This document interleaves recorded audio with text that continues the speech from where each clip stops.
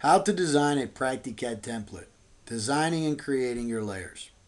The first step will be to open your DWT file. Here I have opened my training template DWG.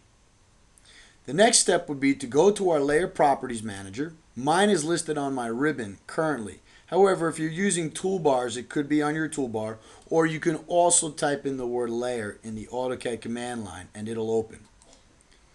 Currently, because it's a brand new template, I do not have any layers created. Here is where I'll create all the names of all the layers that I want my PractiCAD entities to go to. So for this tutorial, I'm going to create a new layer by clicking on the new layer icon, and I'm going to type in _ML_ supply low pressure. Then I'm going to create the same thing for supply high pressure.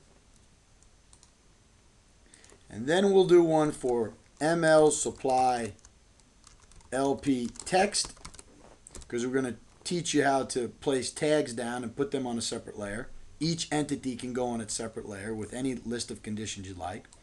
And we're going to create ML supply high pressure text. Now the reason we're using an underscore here is because AutoCAD will list the layers in alphabetical order. And by putting an underscore, it'll immediately bring your layers to the top of the list.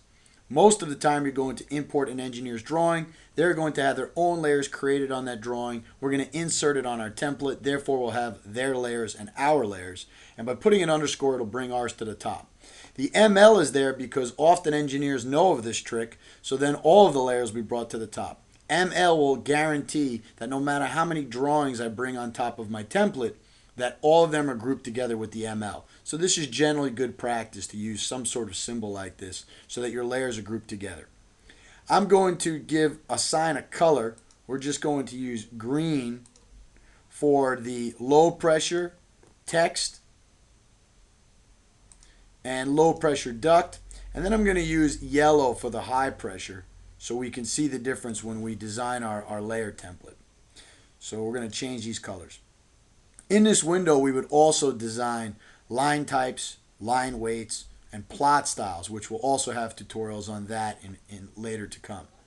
Once all of my layers are created, I'm ready for the next step, which is to tell PractiCAD what entities should go on these layers.